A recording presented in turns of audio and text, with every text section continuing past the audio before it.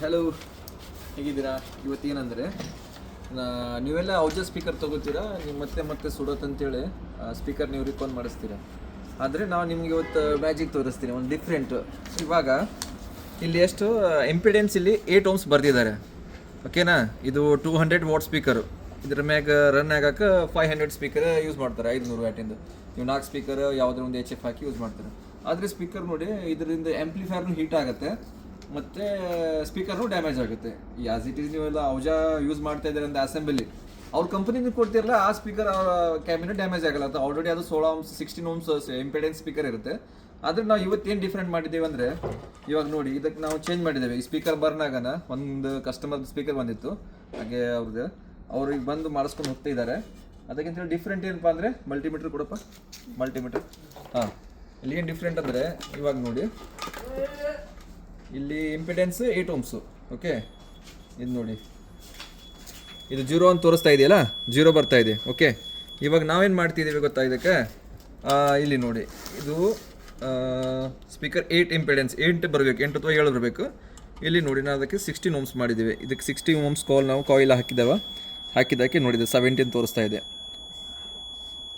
16 17 ಹಿಂಗೆ ಬರುತ್ತೆ ಅದು ಎಕ್ಸಾಕ್ಟು. ಇದು ಬಂದುಬಿಟ್ಟು ಇದರಿಂದ ಸ್ಪೀಕರು ಡ್ಯಾಮೇಜ್ ಆಗೋಲ್ಲ ಮತ್ತು ಸ್ಪೀಕರ್ ಲೈಫ್ನು ಹೆಚ್ಚಾಗಿರುತ್ತೆ. ಅದಕ್ಕೆ ಮತ್ತು ಇದು ಹಾಕಿದರೆ ಪ್ರಾಪರ್ 4 ಸ್ಪೀಕರ್ ಹಾಕಿದರೆ, 2 ಸ್ಪೀಕರ್ ಹಾಕಿದರೆ 8 ohms ಆಗುತ್ತೆ.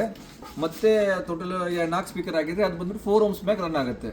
ಅದು 4 ohms ಮ್ಯಾಗ 500 ವಾಟ್ ಆ್ಯಂಪ್ಲಿಫೈರ್ ಔಜಾ ಹಾಕಿದರೆ, ಹಳೇದು ಯಾವುದು ಸ್ಪೀಕರ್ನ ಯೂಸ್ ಮಾಡ್ತಿದ್ರೆ, ಹಳೆ ಕ್ಯಾಬಿನೆಟ್ ಅಥವಾ ನಮ್ಮ ಮಂಟಪದವ್ರು ಯೂಸ್ ಮಾಡ್ತಾರೆ, ಅವರಿಗೆಲ್ಲ ಭಾಳ ಈಸಿ ಆಗುತ್ತೆ. ಯಾಕಂದರೆ ಇದರಿಂದ ಸ್ಪೀಕರ್ ಡ್ಯಾಮೇಜ್ ಆಗೋದು, ಬಂದಾಗೋದು, ಮತ್ತು ಆ್ಯಂಪ್ಲಿಫೈರ್ ಹೀಟ್ ಆಗೋದು.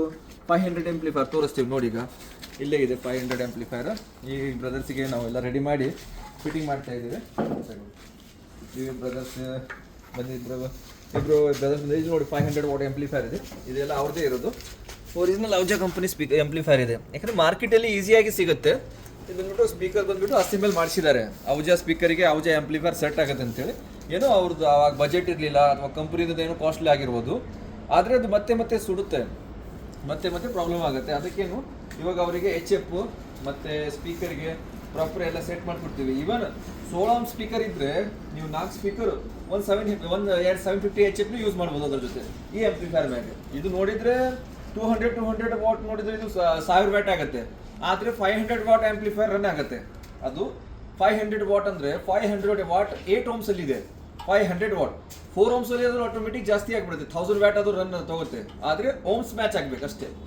ಓಮ್ಸ್ ಆದ್ರೂ ಆ್ಯಂಪ್ಲಿಫೈರ್ ಹಿಂದೆ ಬರ್ದಿರ್ತಾರೆ ನೋಡಿ. ಈಗ ಇಲ್ಲಿ ನೋಡಿ ಬರ್ದಿರ್ತಾರೆ ಅಷ್ಟೇ. ಈಗ 4 ohms 8 ohms 8 ohms ಅಲ್ಲಿ ಜಾಸ್ತಿ ಸಪ್ಲೈ ಇರುತ್ತೆ ಅದಕ್ಕೆ. ಅದಕ್ಕೆ ನಾವು ಹೇಳೋದೇನೆಂದರೆ ಇದಕ್ಕೆ ಆ್ಯಂಪ್ಲಿಫಿಕೇಶನ್ ಏನಿದೆ, 8 ohms 4 ohms ಇಷ್ಟೇ ರನ್ ಆಗುತ್ತೆ. ಇದ್ರಲ್ಲಿ ನೀವೇನು ಮಾಡ್ತೀರಾ, ಮಾರ್ಕೆಟ್ದಿಂದ ಸ್ಪೀಕರ್ ತೊಗೊಂಡು, ಅದು ಎಲ್ಲ ಮಾರ್ಕೆಟ್ನಾಗ ಎಷ್ಟು ಕ್ಯಾಬಿನೆಟ್ ಸಿಗುತ್ತೆ, ಅವ್ರು 8 ohms ಸ್ಪೀಕರ್ ಹಾಕಿ 2 ohms ಆಗಿಬಿಡುತ್ತೆ. ಅದು 2 ohms ನಿಂದ ಆ್ಯಂಪ್ಲಿಫೈರ್ ಹೀಟ್ ಆಗುತ್ತೆ, ಆ್ಯಂಪ್ಲಿಫೈರ್ ಬರ್ನ್ ಆಗುತ್ತೆ, ಇಲ್ಲಾಂದ್ರೆ ಸ್ಪೀಕರ್ ಬರ್ನ್ ಆಗುತ್ತೆ. ಯಾವುದೋ ಒಂದು ಕ್ಯಾಲಿಬ್ರೇಷನ್ ಒಂದು ಮ್ಯಾಚ್ ಆಗಿರಬೇಕು. ಯಾವುದು ನಾವು ಸ್ಪೀಕರ್ ಅಥವಾ ಆ್ಯಂಪ್ಲಿಫೈರ್, ಅದು ಆಸ್ ಇಟ್ ಈಸ್ ಮಾರ್ಕೆಟ್ ಯಾವುದು ಸ್ಪೀಕರ್ ಆ್ಯಂಪ್ಲಿಫೈರ್ ಇರಲಿ, ಅದು 4 ohms ಮ್ಯಾಗೆ ರನ್ ಆಗೋದು, 2 ohms ಆಗಲ್ಲ. ಅದು ಬೆಸ್ಟ್. ನಿಮಗೆ ಇದು ಥರ ಸಜೆಷನ್ ಇರೋದು. ನಿಮಗೆ ಸಮಸ್ಯೆ ಬಂದರೆ, ನಿಮಗೆ ಸ್ಪೀಕರ್ ಡ್ಯಾಮೇಜ್ ಆಗಿದ್ರೆ, ಬರೀ ನಾವು 16 ohms ಕಾಯಿಲ್ ನಮ್ಮ ಕಡೆ ಇರುತ್ತೆ. ಮಾರ್ಕೆಟಲ್ಲಿ ನಮ್ಮ ಬಿಜಾಪುರದಾಗ ನಿಮ್ಗೆ ಎಲ್ಲಿ ಸಿಗಲ್ಲ, ಇದು ಸಿಗೋದು ನಮ್ಮ ಕಡೆ ಸಿಗ್ತೈತಿ.